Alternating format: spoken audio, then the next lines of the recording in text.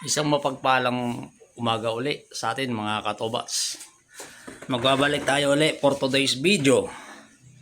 Gawa na ho yung ating pampasit uli. Babalik ulit tayo uli sa pagpapasit. So meron tayong improvise na ginawa. Ito, makina po ito ng spinner. And then spindle, lap, panala ng tubig para hindi kumalat. So nandun sa ilalim yung kanyang pulley, saka yung pulley belt, then switch. Meron din tayong stator, capacitor, starting capacitor.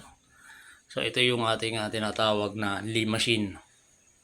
Ayan. So meron tayong mga bato na pwedeng simulang pag-aralan muna.